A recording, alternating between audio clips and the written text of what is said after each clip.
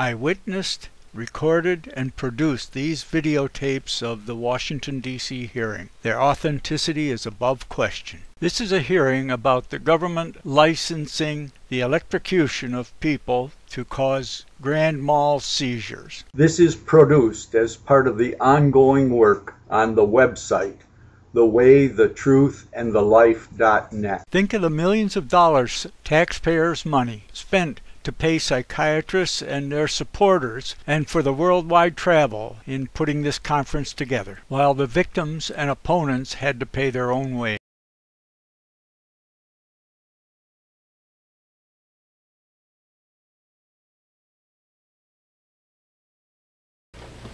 Thank you. The next speaker will be Dr. Jan Fawcett, who will speak on efficacy in depression, ECT versus antidepressants. Dr. Fawcett.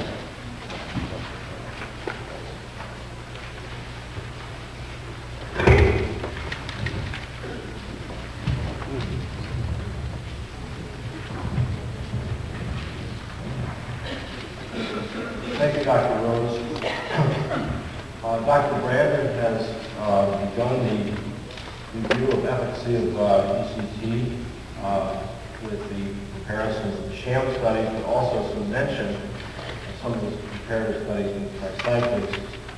I will continue that consideration and try and make some points that I think are relevant beyond mere measures of improvement, but look a little deeper into these issues. The literature on the comparative trials with the antidepressant medications is quite massive to kind of consider all the different methodological comparabilities. One of the problems with all the studies we have is that the studies use different measures and different criteria, and that makes it difficult to make comparisons.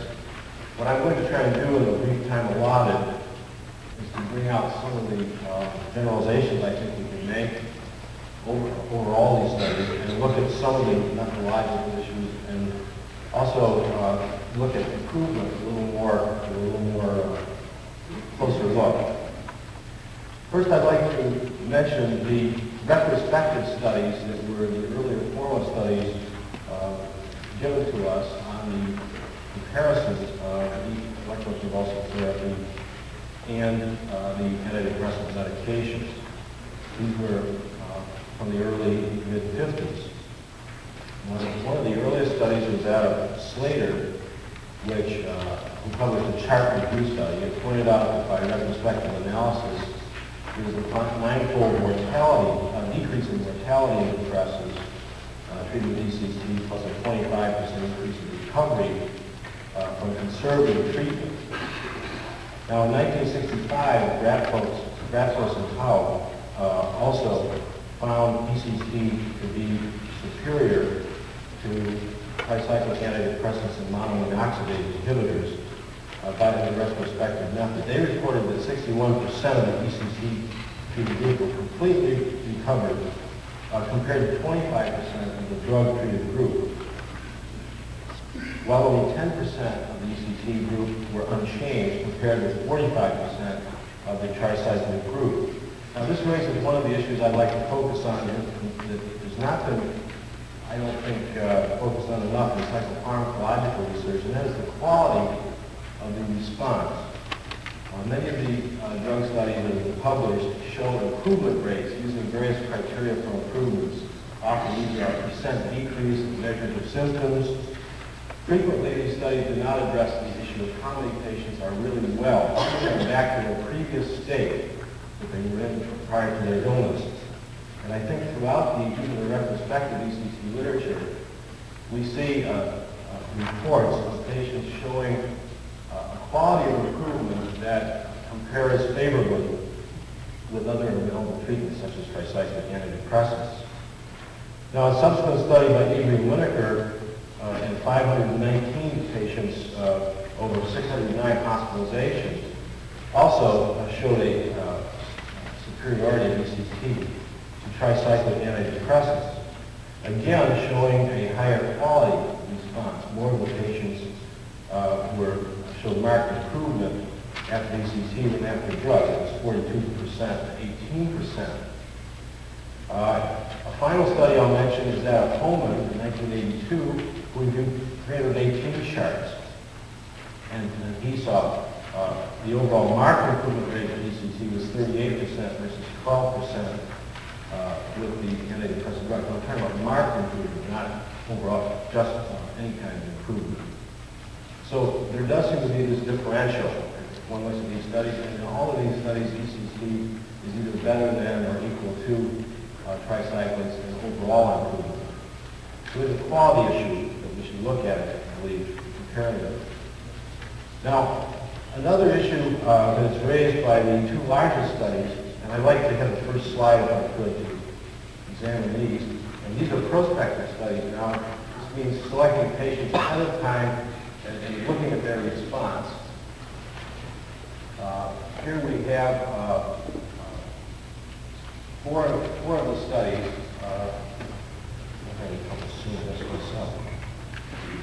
First, I'd like to point out, if I can just have the next slide, the second slide, which shows the balance of the studies, the number of studies there are.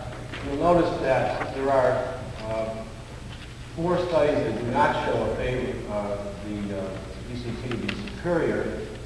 Those studies represent about 54 patients, whereas the two largest studies, the Greenblatt and the Medical Research Council studies, deal with about almost over double the number of patients. So even though the studies are not impressive in favor of ECT, if you look at the number of patients studied, you will see that the number of patients in the studies favoring ECT are greater in the literature that's been published. That's one point. If I could go back to the first slide again to show the first part of this. If we look at some of the studies that do not find ECT as superior, there are, in reading these studies methodologically, some issues raised. In the Facuet study, these patients were defined as moderately depressed. In the Wittenberg study, it was commented that many of the patients were neurotically depressed. And this raises the issue of diagnosis of diagnostic subtypes and their response to ECT versus tricyclic antidepressants. This brings up the consideration that perhaps in looking at the indications for ECT, most clinicians know this, but it's reflected in this literature, that one should look at the subtype of depression clinically in terms of symptomatology and history. In the Wilson study, you'll notice that there's a superiority of ECT until a higher dose of imipramine is used. And this raises the issue of the comparative dosage and how effectively the antidepressant drugs are used against ECT in terms of doses, how high the dosage is, whether the drugs are used at their most effective levels. So we have two issues to consider, 3 issues really: the quality of response, the diagnostic subtype, and we also have methodologically the question of dosage. Now, if I could go back to slide 2 again, looking at the two really flagship studies, the largest studies, the Greenblatt and MRC studies in terms of number, we see other issues. For instance, the Greenblatt study really tried to break out different diagnostic subtypes. And again, they find that in what they call manic depressives, and they have to realize the diagnostic system has changed since the study was published and since it was done. They talk about manic depressives and involutional psychotic depression, which we don't diagnose now the same way. But they show a much higher difference between ECT and imipramine in these groups than in what they call, at those days, the psychoneurotic group, which are equally responsive to ECT, imipramine, and placebo, interestingly enough. In the Greenblatt study, as you remember, had a very high placebo response rate of 46%, one of the highest placebo response rates ever published, which almost equaled the imipramine response rate.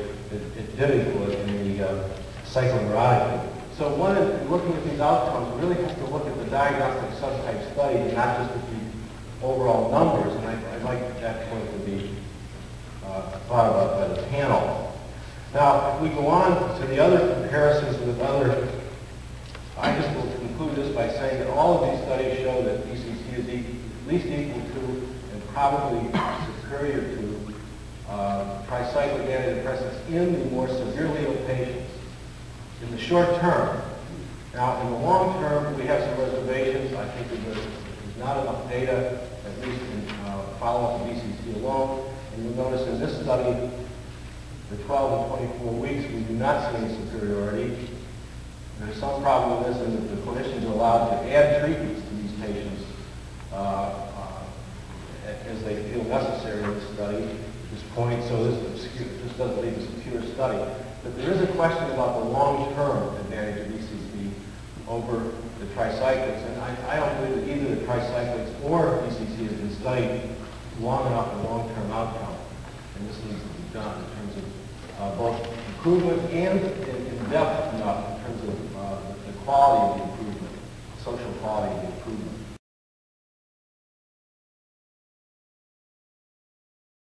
At the FDA hearings, the testimony on the reclassification of electroconvulsive devices cited the literature as whether signed or false, typically about 150 joules of energy in a treatment.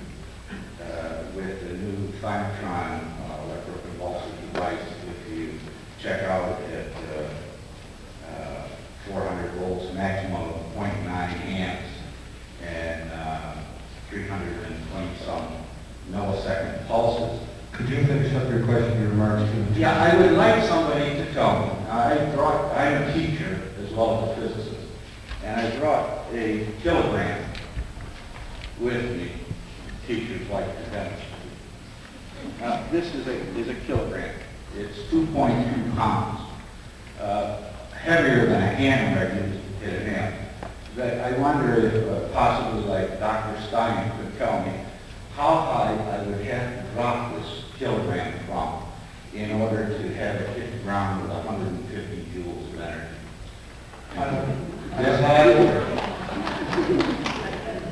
I don't know if that question is in the purview of the panel, but that should be your point.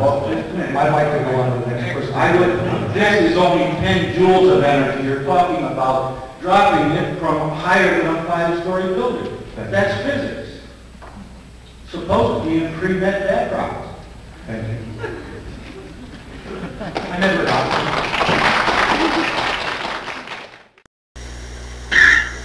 All right, out with your gum.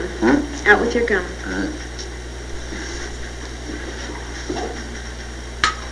Okay, this won't hurt. It'll be over in just a moment.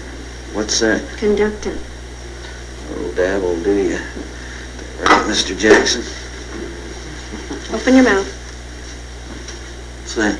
This will keep you from biting your tongue. Well? Now just bite down on it. That's right. Just bite down. Now bite down on it. Good.